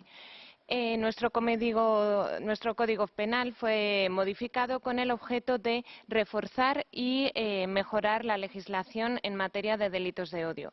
A tal efecto, se incluyó una agravante genérica para la comisión de cualquier tipo de delito cuando en este concurran motivos basados en la discapacidad de la víctima. Además, en relación con los delitos de odio en sí, se tipificaron de forma más extensa y detallada y, por tanto, se criminaliza el fomento, la promoción o la incitación directa o indirecta al odio, hostilidad, discriminación o violencia contra una persona o grupo de personas por razones de discapacidad. Asimismo, se criminaliza la humillación, el menosprecio contra estas personas. En relación con el discurso de odio, se hace especial énfasis a la comisión de estos delitos de odio a través de Internet. En estos casos se agravan las penas aplicables a este tipo de delitos y además se prevé la posibilidad por parte de los jueces de bloquear el contenido que se encuentre en Internet, en las redes sociales y que fomenten o que sean constitutivos de estos delitos de odio y de retirar ese contenido. Paso ahora la palabra a mis compañeros del Interior. Muchas gracias. Buenas tardes, Ángel García Navarro, representante del Ministerio del Interior. Atendiendo la pregunta de la señora Calle sobre la legislación del discurso de odio y complementando la intervención de mi compañera del Ministerio de Justicia, debo indicar que el Ministerio del Interior tiene constancia y compromiso con la lucha de los delitos de odio, toda vez que son considerados pues unas amenazas serias que atentan directamente incluso contra los pilares de la Unión Europea. Tal es así que ya este Ministerio desde el año 2014 ha implantado un protocolo de lucha contra los delitos de odio, que ya creaba en su momento la figura del interlocutor social en las dos grandes corporaciones de seguridad que tiene España, la Policía Nacional y la Guardia Civil. Estos son unos canales de interacción con asociaciones y colectivos, no solamente para informarles acerca de cómo combatir los delitos de odio, cómo protegerlos, sino también para recibir sus inputs. Esto, además, ha sido reconocido como buenas prácticas por parte de la AFRA, de la Agencia Europea de Derechos Fundamentales de la Unión Europea. El siguiente paso ha sido en el año 2007, con la creación dentro de la estructura del Ministerio del Interior de una Oficina Nacional de Lucha contra los Delitos de Odio, una oficina muy activa que en el año 2019 ya ha creado lo que es un plan de acción de lucha con una serie de compromisos y unos cronogramas estipulados en el propio plan de acción, y un plan de acción que ha contado además con la participación y necesita también de la participación de asociaciones y organizaciones. Uno de estos compromisos o materializaciones es, por ejemplo, la guía de actuación para la lucha de delitos de odio, o incluso la creación de la figura de un facilitador para el año 2020. Muchas gracias. Muchísimas gracias. Pasamos ya al artículo 9, sobre el que ha habido varias preguntas, y paso la palabra al representante del Ministerio de Fomento. La representante, perdón. Sí, buenas tardes.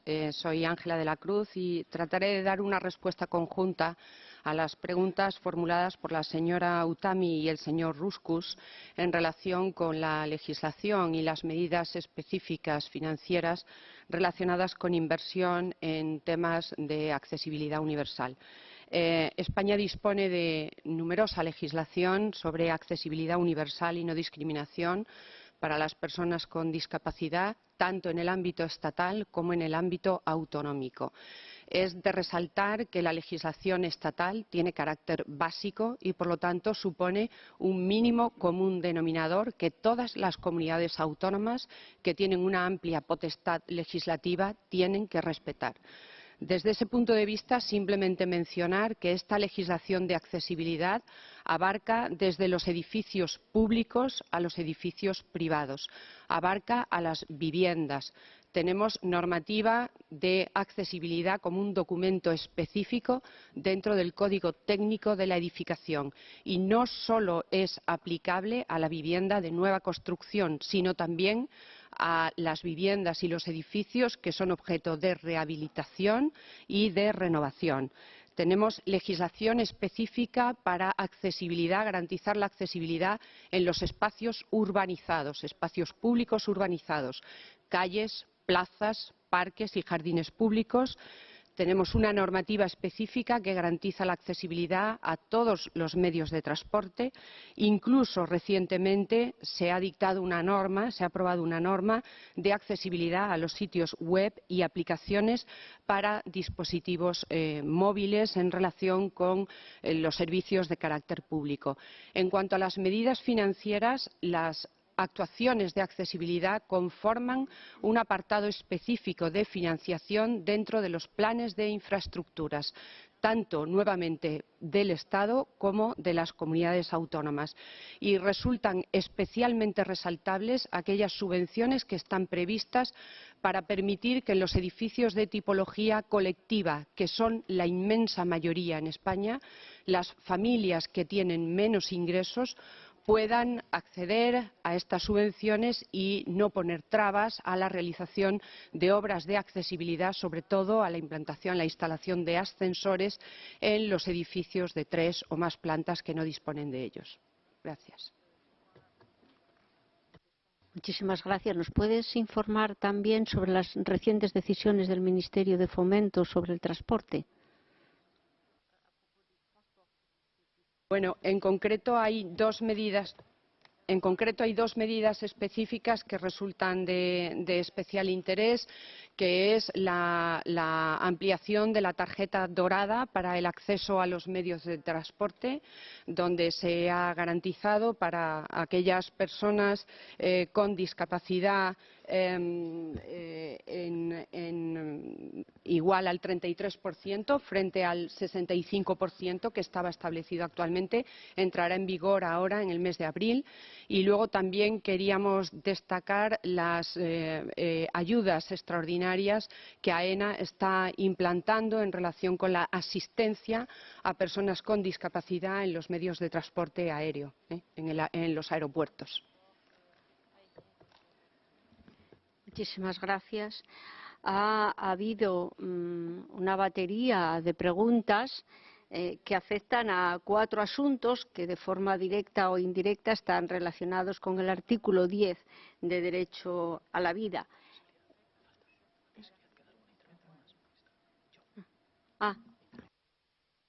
Perdón, me dicen que me falta una intervención en accesibilidad, precisamente el director general de discapacidad, de políticas de discapacidad. Muchas gracias, ministra. Así es, porque ha habido una serie de cuestiones planteadas relativas al segundo Plan Nacional de Accesibilidad y conviene explicar que, si bien es cierto, es un plan que está pendiente de aprobación y por la mera cuestión de realizar una asignación presupuestaria a dicho plan, sí que conviene mencionar que efectivamente ha sido un Plan Nacional de Accesibilidad diseñado por la Fundación ONCE, pero que también ha contado con la colaboración del resto de entidades sociales organizadas en torno a la discapacidad, por supuesto con el resto de ministerios y también con las comunidades autónomas. El contenido del plan está constituido por 4 objetivos, hay 16 líneas dentro de esos objetivos y cada una de las líneas aporta una serie de actuaciones, en total son 89 actuaciones.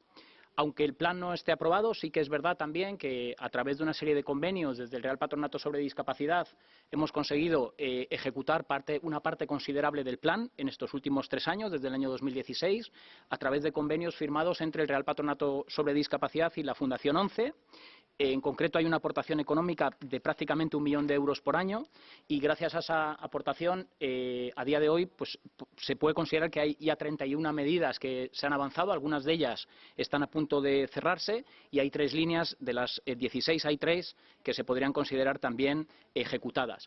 El plan incorpora también, y no podemos olvidarnos, cuestiones importantes relativas a la accesibilidad cognitiva y así el Real Patronato sobre Discapacidad hace ya unos cuantos años abrió una línea de publicaciones en los cuales se centran en la publicación de documentos en lectura fácil, de manera que se conciencia a la ciudadanía y concretamente también a las administraciones públicas en esta materia. Así se han publicado la propia Constitución española en lectura fácil y, por supuesto, la Convención Internacional de los Derechos de las Personas con Discapacidad y el texto refundido, la Ley General de los Derechos de las Personas con Discapacidad y de su inclusión social.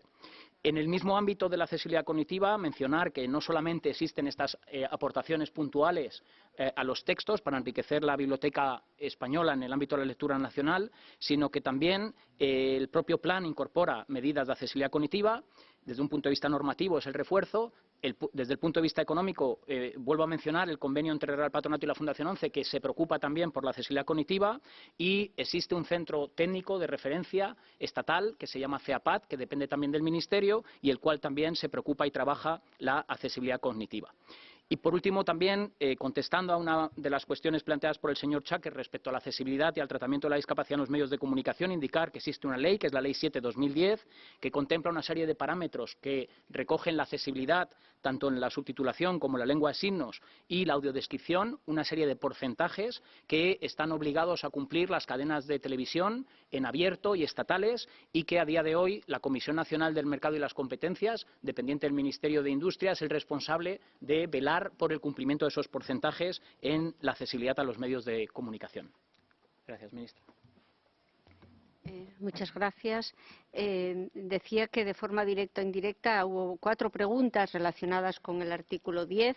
2 de ellos intentaré responderlos brevísimamente, referidos al aborto y a la eutanasia, porque tienen que ver con el Ministerio de Sanidad, y otros 2 referidos al internamiento forzoso y a la esterilización forzosa los responderán los representantes del Ministerio de Justicia.